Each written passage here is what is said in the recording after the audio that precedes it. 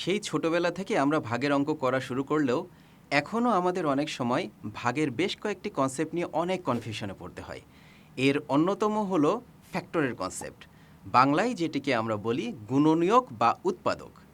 এই কনসেপ্টের সাথেই সরাসরি রিলেটেড গুরুত্বপূর্ণ আরও দুইটি টপিক হলো প্রাইম নাম্বার বা মৌলিক সংখ্যা এবং হাইয়েস্ট কমন ফ্যাক্টর বা গসাগু। ব্যাংক জব, বিসিএস, বিবিএমবি অ্যাডমিশন, জিম্যাট, জিআরই, স্যাট প্রায় সব ধরনের কম্পিটিটিভ এক্সামে ফ্যাক্টর সম্পর্কিত প্রচুর অঙ্ক আসলেও শুধুমাত্র স্কুলে থাকতে গদবাঁধা পদ্ধতিতে মুখস্থ করার কারণে আমাদের অনেকেই এখনও এ ধরনের অঙ্ক থেকে মোটামুটি 100 হাত দূরে থাকার চেষ্টা করে। তো আজ আমি ছোট্ট একটি গল্পের মাধ্যমে ভাগের অঙ্ক নিয়ে তোমাদের সকল কনফিউশন দূর করার চেষ্টা করব। আর ভাগ প্রক্রিয়ার মধ্যে ফ্যাক্টর বা গুণনীয়কের কনসেপ্ট তো এমনিতেই চলে আসবে। তোমরা প্রায় সবাই বানরের রুটি ভাগের গল্পটা শুনেছ। একবার দুটি বিড়াল এক গৃহস্থের বাড়ি থেকে এক টুকরো রুটি চুরি করলো। ঝামেলা বাঁধলো রুটিটি ভাগ করা নিয়ে। রুটিটি ভাগ করতে গিয়ে দুজনের কাছেই মনে হচ্ছিল অন্য বিড়াল বড় ভাগটি পেয়ে যাচ্ছে। এই নিয়ে তাদের মধ্যে বেঁধে গেল ব্যাপক গ্যাঞ্জাম।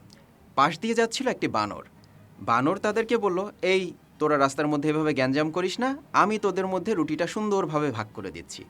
তো বানর ছিল বনের খুব জ্ঞানী প্রাণী, এজন্য বিড়াল দুটো বানরের প্রস্তাব মেনে নিল।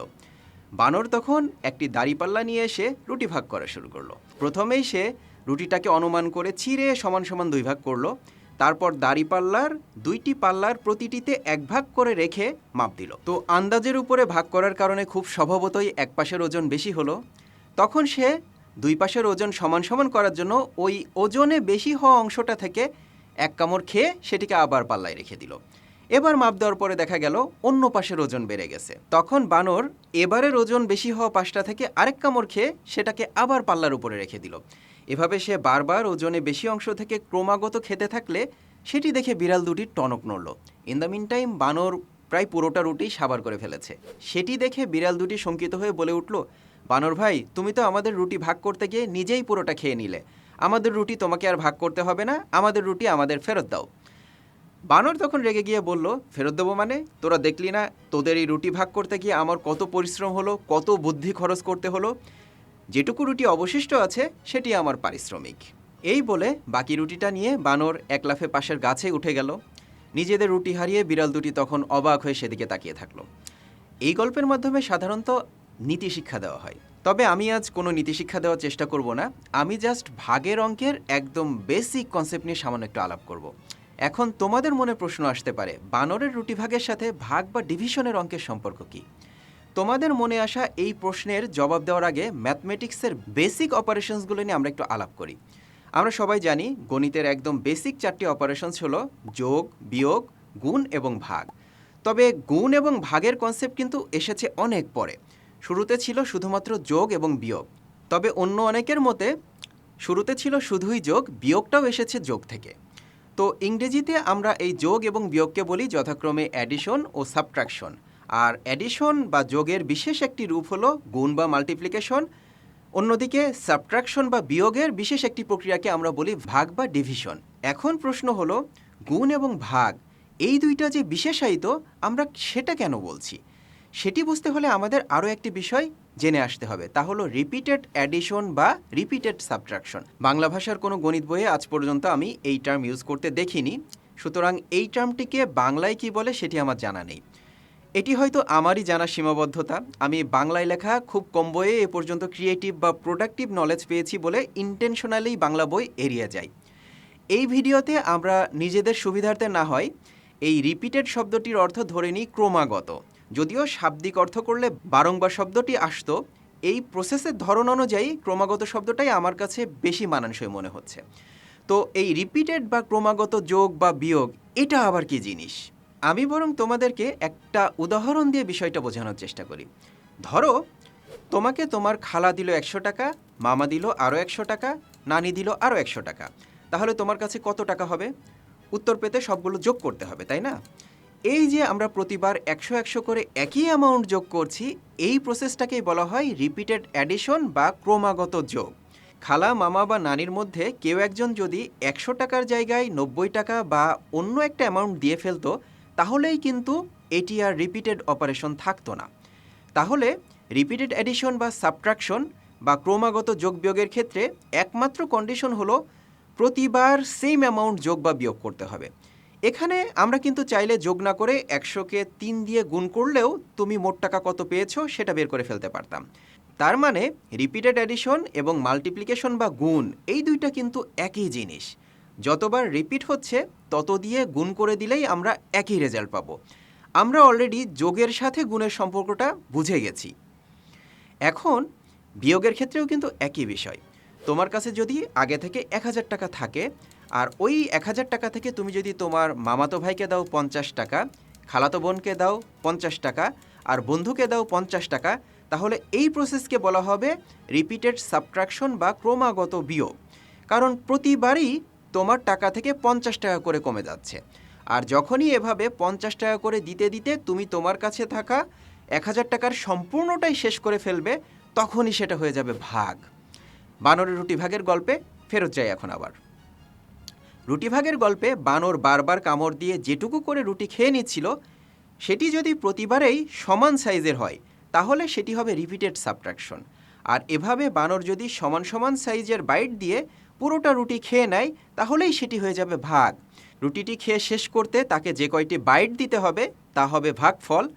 আর শেষে যে অবশিষ্ট রুটিটি নিয়ে বানর পালিয়ে গেল তার সাইজ যদি বানরের প্রতিবারে কামড় দিয়ে খাওয়া সাইজের থেকে ছোট হয়, তার মানে প্রতিটি বাইটের থেকে ছোট হয়, তাহলে সেটি হবে ভাগশেষ। অন্যদিকে বানর যদি শুরু থেকেই এক এক কামড়ে আলাদা আলাদা সাইজের রুটি খায় বা বাইটের সাইজ যদি আলাদা আলাদা হয়, তখন আর সেটি রিপিটেড সাবট্রাকশন থাকবে না, তখন সেটি হবে নর্মাল সাবট্রাকশন বা নর্মাল বিয়োগ। তখন আর ভাগের বিষয়টিও আমাদের বিবেচনায় আসবে না। এই বিষয়টি আরও ক্লিয়ার করতে আমরা বরং আরেকটা এক্সাম্পল দেখি। ধরো তোমার কাছে 100 টাকা আছে, তুমি তোমার বাড়ির পাশের একটা দোকানে গেলে কলা কেনার জন্য। প্রতিটি কলার দাম যদি হয় 12 টাকা করে, তাহলে তুমি কয়টা কলা কিনতে পারবে বলো তো? আমি জানি তোমরা প্রত্যেকে লাফিয়ে উঠে জবাব দেবে 8টা কলা কিনতে পারবো, আর 4 টাকা অবশিষ্ট থাকবে। লজিক্যাল রিজনিং অনুযায়ী তোমাদের উত্তর কিন্তু ভুল। তোমরা একটু অ্যাডভান্স চিন্তা করে ফেলেছো। আমি কি একবারও বলেছি ওই 100 টাকার সম্পূর্ণটা দিয়েই তোমাকে কলা কিনতে হবে? তোমার টাকা, তুমি চাইলে একটা কলা কিনতে পারো, চাইলে দুইটাও কিনতে পারো, আবার চাইলে 100 টাকার পুরোটা দিয়েই কলা কিনতে পারো। একটা কলা কিনলে তোমার কাছে থাকা 100 টাকা থেকে 12 টাকা কমে যাচ্ছে। দুইটা কলা কিনলে তোমার 100 টাকা থেকে 2 বার 12 টাকা, তার মানে সব মিলিয়ে 24 টাকা কমে যাচ্ছে। তাহলে কি দাঁড়ালো? তুমি একটা কলা কিনলে সেটা হবে নর্মাল বিয়োগ, 2টা থেকে 7টা পর্যন্ত কলা কিনলে সেটা হবে ক্রমাগত বিয়োগ বা রিপিটেড সাবট্রাকশন। আর 100 টাকার পুরোটা দিয়েই যদি 8টা কলা কেনো তাহলেই সেটি হয়ে যাবে ভাগ। তার মানে আমাদের কাছে থাকা রিসোর্সের সর্বোচ্চ ইউটিলাইজেশন করলেই শুধুমাত্র ভাগের কনসেপ্ট আসবে, তার আগ পর্যন্ত না। সাথে ডিস্ট্রিবিউশন সাইজ, বাংলায় যেটিকে আমরা বলি ভাজক, সেটাকেও কিন্তু সবসময় সমান হতে হবে। আমাদের এই উদাহরণে ভাজক হলো কলার দাম। এ পর্যন্ত আমরা ভাগের কনসেপ্টে জাস্ট বেসিকটা জানলাম, কিন্তু শুধুমাত্র এটুকু জেনেই কি আমরা পরীক্ষাগুলোতে আসা ভাগ সংক্রান্ত সকল সমস্যা সলভ করতে পারবো? উত্তর হচ্ছে না। এই নলেজটুকু আমাদের জাস্ট ভাগের অঙ্কের জন্য সর্বজন স্বীকৃত যে নিয়ম সেটি বুঝতে হেল্প করবে। এখন তাহলে প্রশ্ন হলো, ভাগের অঙ্কের জন্য সেই সর্বজন স্বীকৃত নিয়ম কোনটি? উত্তর হলো ইউক্লিডের ডিভিশন লেমা। প্রাচীন গ্রিসের মহান গণিতবিদ ইউক্লিড সাহেব এই নিয়মটির প্রবর্তন করেছিলেন বলে তার নামানুসারেই ভাগের এই থিওরি। তো ইউক্লিড সাহেবের নিয়ম অনুযায়ী কি হয়?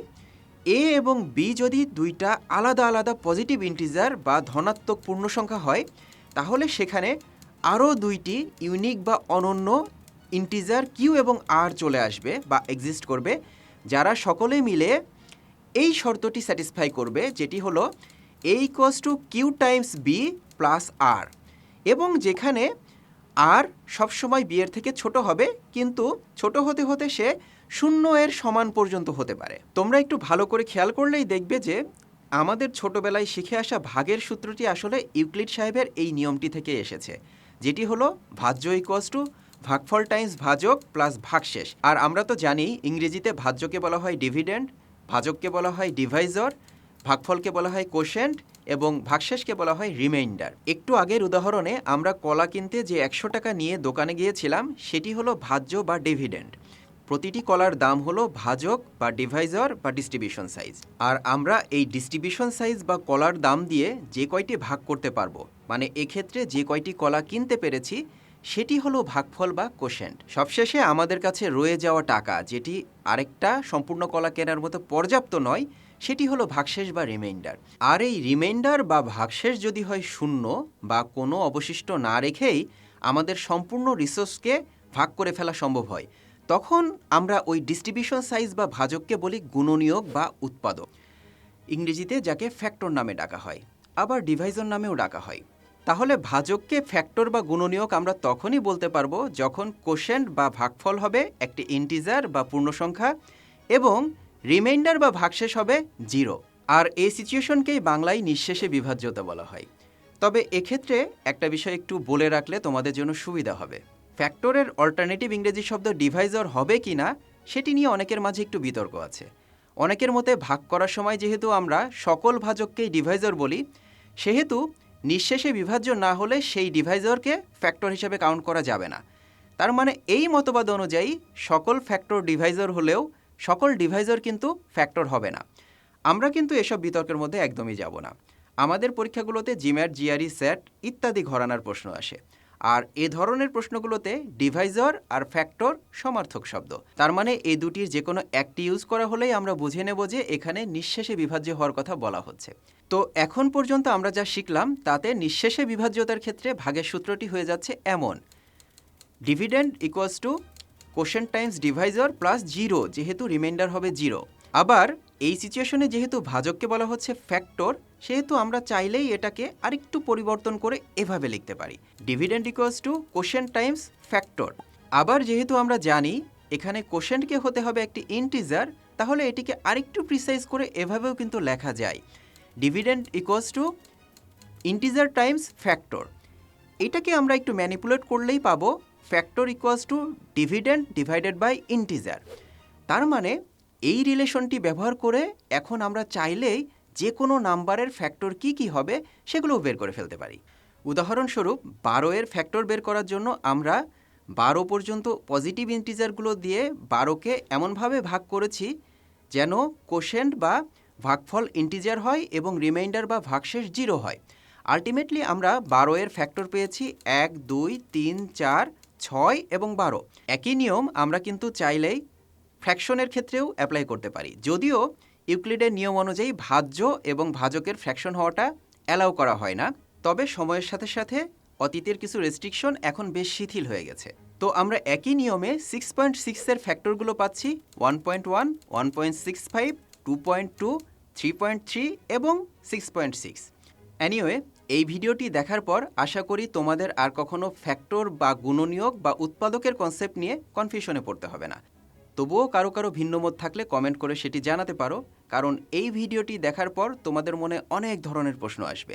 প্রশ্ন আসাটা খুবই স্বাভাবিক বিষয়। ইনফ্যাক্ট মনে প্রশ্ন না আসলে শিখবে কী করে? তবে প্রশ্ন করার সময় একটা বিষয় অবশ্যই মাথায় রাখতে হবে, আমাদের এই ব্যাংক জব, বিসিএস, ইউনিভার্সিটির ভর্তি পরীক্ষা, জিম্যাট, জিআরই, স্যাট সকল কম্পিটিটিভ এক্সাম শুধুমাত্র আমাদের রিয়েল লাইফ সিচুয়েশন নিয়ে ম্যাথমেটিক্যাল প্রবলেমগুলো তৈরি করে। কারণ এই পরীক্ষাগুলো সায়েন্স, আর্টস, কমার্স সব বিভাগের স্টুডেন্টদের জন্যই উন্মুক্ত থাকে। তোমাকে যদি তোমার হায়ার এডুকেশনে ইঞ্জিনিয়ারিং বা পিওর ম্যাথমেটিক্স পড়তে হয়, তাহলে এসব থিওরি নিয়ে অনেক যুক্তিতর্ক করতে পারবে তুমি। থিওরিটিক্যাল ম্যাথসে তর্কাতর্কি করতে চাইলে শুধুমাত্র এই ইউক্লিডের ডিভিশন লেমা বা ভাগের থিওরি নিয়েই তখন একগাদা বই পাবে তুমি। সেখানে তুমি নিজেও প্রশ্ন করতে পারবে, ভাজ্য এবং ভাজক শুধু পজিটিভ নাম্বারে কেন হবে, কেন নেগেটিভ হবে না? এই নিয়ম আমি মানি না। যারা কম্পিউটার সায়েন্স নিয়ে পড়েছ তাদেরকে অবশ্যই মড ফাংশন শিখতে হয়েছে, যেটাকে বলা হয় ম্যাথমেটিক্সের 5th অপারেশন, যেখানে এমনকি রিমাইন্ডার নেগেটিভও হতে পারে। সুতরাং আমার এই ইউটিউব চ্যানেলে আমরা আমাদের আলোচনা, সমালোচনা, যুক্তি, তর্ক সব কিছু জেনারেল ম্যাথসের মধ্যেই সীমাবদ্ধ রাখব। যা হোক, আজকের ভিডিও এখানেই শেষ। পরবর্তী লেসন নিয়ে খুব দ্রুতই আবার চলে আসবো তোমাদের সামনে।